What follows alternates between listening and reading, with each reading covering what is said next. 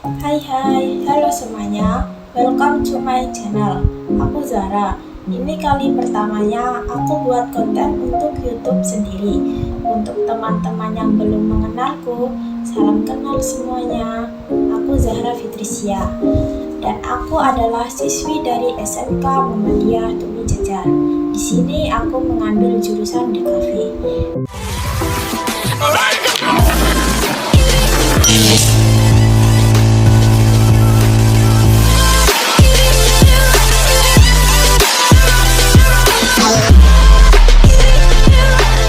Di video perdanaku kali ini, aku bakal ngebahas mengenai fase bisnis fotopreneur nih. Entah kalian berbisnis di wedding fotografi, interior, arsitektur, komersial, fashion, potret, dan lain-lain.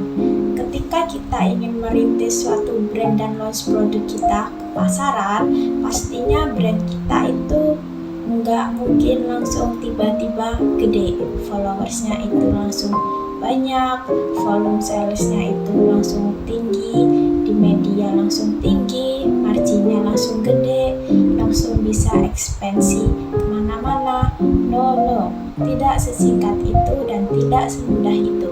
Pastinya butuh proses saat kita membangun brand dan launch produk kita ke pasaran.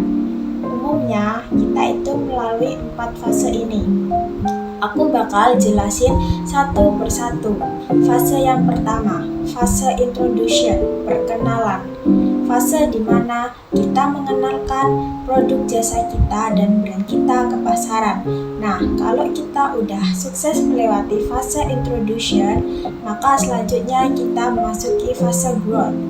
Brand kita itu mulai tumbuh, sales kita udah naik, demand kita udah naik, portofolio kita udah banyak juga, followers di sosial media juga sudah banyak, dan akhirnya reputasi kita mulai terbentuk di fase growth ini.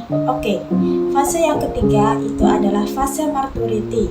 Brand kita itu sudah matang, sudah dewasa. Nah, brand kita itu lagi ada di puncak-puncaknya. Nih, sales kita itu lagi banyak-banyaknya, demand kita itu lagi banyak-banyaknya. Tapi di titik ini juga kita harus siap-siap mengalami namanya penurunan. Bisa jadi karena persaingan atau market yang sudah mulai jenuh. Nah, sebaiknya kita itu harus melakukan namanya inovasi, biar bisnis kita nggak masuk ke fase yang keempat nih, yaitu fase decline. Jadi di mana brand kita itu udah mulai nggak mampu untuk bersaing di pasar market share. Kita menurun, penjualan kita menurun, demand kita menurun, dan akhirnya bisnis kita itu sudah tidak tertolong. Ini kalau misalnya kita nggak kreatif dan nggak melakukan namanya inovasi. Oke, ceritanya kita tuh pengen ngebangun bisnis wedding fotografi. Ya, bisnis wedding fotografi ini industri yang emang gak ada matinya teman-teman. Sangat menjanjikan, tapi sangat kompetitif. Persaingan yang banyak dan ketat banget. Kenapa menjanjikan? Karena rata-rata orang di Indonesia itu pasti akan menikah. Dan pernikahannya itu pasti didokumentasikan dong. Entah itu dalam bentuk foto, entah itu dalam bentuk video. Dan vendor fotografi itu adalah vendor yang prioritas untuk calon pengantin. Kenapa? Karena hasil dari foto dan video itu bakal abadi. Jadi nggak heran deh kalau misalkan di industri wedding fotografi ini persaingannya itu sangat banyak dan sangat ketat. Apalagi di wedding fotografi ini nggak ada barrier to entry. Jadi semua orang bisa masuk ke industri wedding fotografi ini. Siapapun, kapanpun, dimanapun. Nah, sebelum memasuki fase introduction, mengenalkan produk dan brand kita ke pasaran, pastikan kita itu udah melakukan namanya research and development terlebih dahulu, biar ketika kita sudah launch produk kita brand kita ke pasaran, kita itu sudah terarah dan tepat sasaran. Oke, contohnya kita itu harus menentukan brand identity terlebih dahulu. Kita itu harus memikirkan nama brand kita, maknanya, logonya, tagline-nya, visual yang bakal kita sajikan ke klien, brand voice itu seperti apa, value apa yang bisa kita berikan ke klien kita, dan kemudian kita itu harus bisa nge-breakdown bisnis model kanvas kita biar nggak ketar-ketir, biar nggak bingung ke depannya kalau misalkan produk kita, brand kita sudah masuk ke pasar. Oke, sekarang kita udah masuk ke fase introduction. Fase dimana kita memperkenalkan brand kita, produk kita, jasa kita ke pasaran. Ceritanya kita itu ingin ngebangun bisnis wedding fotografi. Ya, oke. Pertama aku bakal ngebahas situasi di fase introduction. Terlebih dahulu, sebelum masuk ke strategi, yang pertama awareness terhadap brand kita itu belum terlalu banyak karena portofolio kita belum banyak ditampilkan di sosial media atau bahkan di website kita, dan juga reputasi belum kebentuk dengan baik di fase introduction ini. Yang kedua, penjualannya masih rendah. Kenapa? Karena awareness-nya itu masih rendah, portofolionya masih sedikit, reputasinya belum kebentuk, brand equity-nya juga belum kuat, jadi wajar kalau misalkan penjualan awal-awal itu di fase introduction masih tertatih-tatih. Yang ketiga, margin keuntungan masih rendah. Ya, biasanya di fase ini kita itu masih buat press list yang emang harganya belum terlalu mahal, atau bahkan kita itu bisa menempatkan harga jual kita itu di bawah pasaran. Kenapa? Yang penting kita dapat klien dulu buat menuhin portofolio, buat ningkatin skill kita, buat nambah review di sosial media atau misalkan di website kita, dan tujuannya adalah untuk membangun reputasi. Oke, dan yang keempat, kita itu adalah sebagai CEO. CEO di sini bukan Chief Executive Officer, tapi Chief Efforting Officer. Jadi di fase introduction ini biasanya kan kita belum punya tim yang kuat, belum punya tim yang banyak, atau bahkan kita itu masih sendiri. Jadi kita itu melakukan segala halnya sendiri. Kita itu sebagai fotografer, kita sebagai editor, kita sebagai admin, kita sebagai akuntan, kita sebagai cashier, kita sebagai digital market, supplies on project, manager brand style, dan lain-lain. Yaitu sangat wajar, kita harus rejal dulu di sini. Tapi kalau misalnya kita udah masuk ke fase growth, penjualan kita udah bagus, cash on hand kita udah banyak, kita itu harus membangun tim yang kuat biar bisnis kita bisa scale up lagi dan lagi. Soal strategi apa yang bisa kita lakukan di fase introduction ini, oke, yang pertama ngumpulin portofolio sebanyak-banyaknya. Caranya itu kita bisa ngajak teman kita yang punya pacar untuk dijadikan model prewedding. Seperti itu. Tapi ya harus win-win solution. Kita bisa ngasih foto gratis untuk dokumentasi mereka, tapi foto mereka itu bisa kita jadikan untuk konten di sosial media atau bahkan website kita. Terus kalau misalnya ada saudara yang ingin nikah, kita bisa tawarin sesi preweddingnya secara gratis, atau bahkan kalau misalkan weddingan kita bisa menurunkan tim. Kalau misalnya belum ada tim, ya udah kita turun sebagai fotografer yang emang cuma ngambil momennya, karena kan biasanya kita itu jadi tamu keluarga gitu ya. Nah, dan kalau fotonya itu sudah selesai, kita edit dan akhirnya kita kasih ke klien kita atau kasih ke saudara kita, mintalah review. Dan reviewnya itu harus kita tampilin di sosial media, entah itu di Instagram atau di website kita. Kenapa? Karena dengan review yang bagus atau bintang 5 kayak di online shop itu pasti bisa meningkatkan namanya reputasi kita dan kepercayaan orang-orang terhadap brand kita. Oke, ibaratnya gini, misalnya kita belanja di online shop dan belanjanya itu bukan produk-produk yang mahal ya, katakanlah di bawah 100.000. Pasti kita melihat reviewnya terlebih dahulu, fotonya seperti apa, komen-komennya seperti apa, bintangnya itu banyaknya bintang 5 atau 4 atau 3. Kalau misalkan ternyata reputasinya bagus, review bagus, itu ngebuat kita lebih cepat untuk ngambil keputusan untuk beli produk tersebut. Ya, dari review ini sangat bisa diaplikasikan ke bisnis wedding fotografi kita. Oke, strategi yang kedua, kita itu harus bisa meningkatkan namanya awareness. Jadi apa sih awareness itu? Awareness adalah kesadaran orang-orang terhadap brand kita atau misalkan produk kita atau jasa kita. Gimana caranya kalau misalkan konsumen itu mau pakai jasa kita untuk event wedding, tapi mereka itu enggak tahu brand kita itu apa, portofolio kita seperti apa, jasa apa yang kita tawarkan, produk apa yang kita keluarkan, apalagi ini untuk event yang seumur hidup sekali. Oke, nah gimana caranya?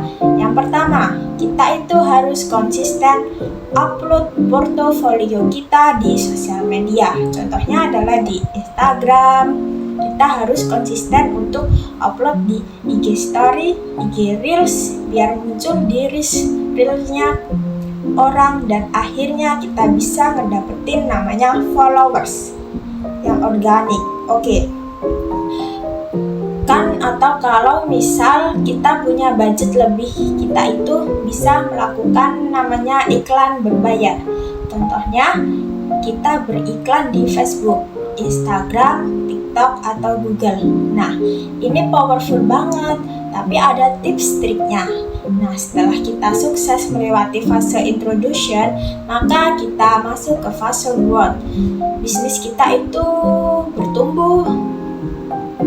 Kita udah dapat banyak klien, sales kita udah naik, demand juga naik, sudah banyak fans, portofolio kita bertambah, skill kita bertambah, profitabilitas meningkat, price juga meningkat. Seiring berjalannya waktu, supply and demand marginnya juga naik otomatis.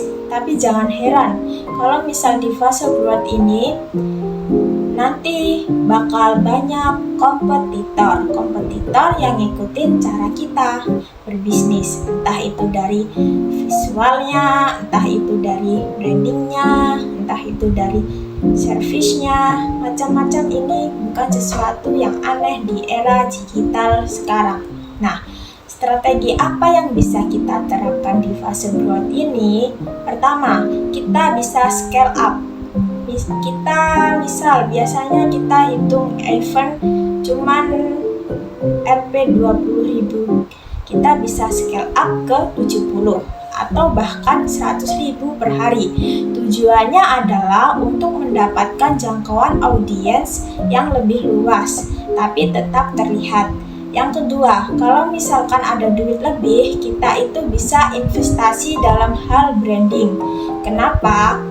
Penting, karena di industri yang red ocean ini, yang persaingan itu sangat ketat dan sangat banyak, kita itu harus punya namanya pembeda. Kita itu harus punya namanya ciri khas. Dan kita itu harus bisa memberikan namanya emotion benefit.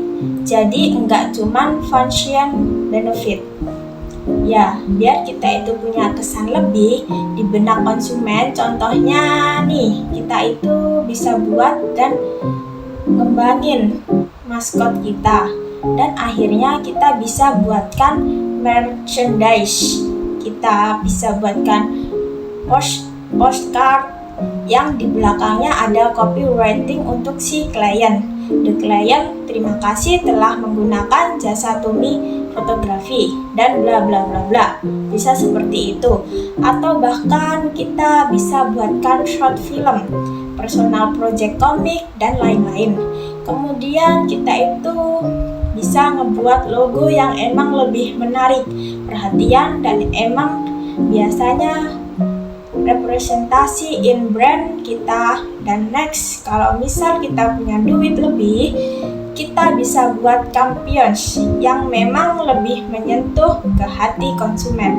Oke, kalau bisa kita masih punya duit lebih di fase growth ini, kita bisa hire namanya content creator. Tujuannya adalah biar brandly kita sesuai dengan brand identity kita, dan akhirnya brand image kita itu bagus di mata konsumen.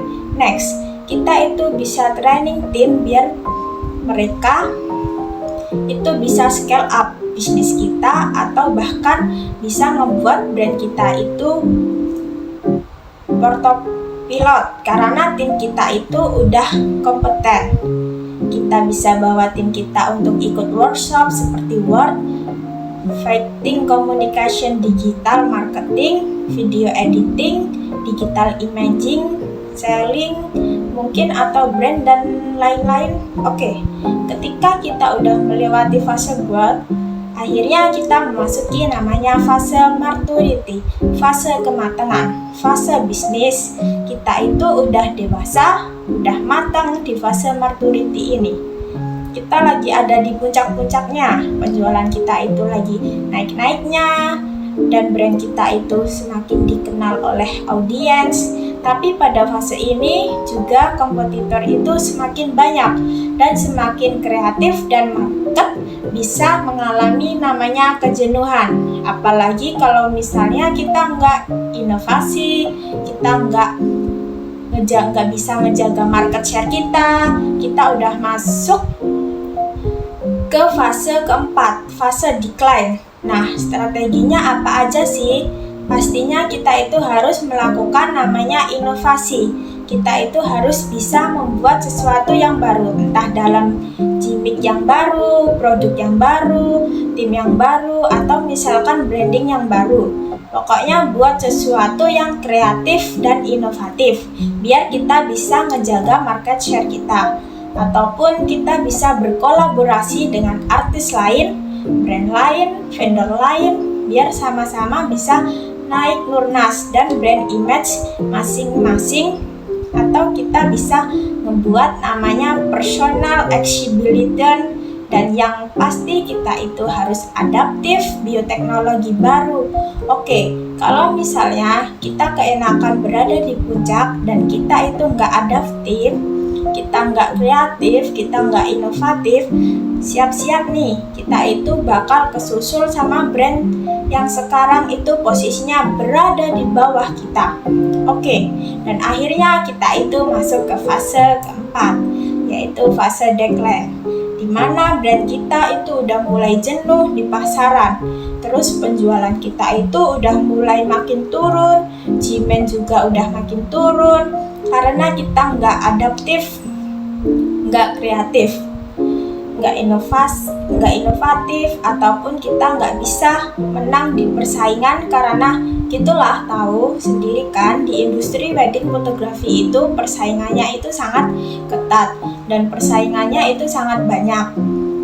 Orang-orang itu bisa buat brand wedding fotografi kapanpun, dimanapun. So, sebelum masuk ke fase decline, kita itu harus bisa peka sama keadaan bisnis kita. Dan diingatkan lagi, kita itu harus kreatif, inovatif, dan adaptif, biar kita itu nggak mati secara perlahan. Oke, sekian dulu video perdanaku, teman-teman. Hope you like it. Kalau misalkan kalian suka sama videoku, subscribe, komen, dan like. Thank you, sampai jumpa di video lainnya.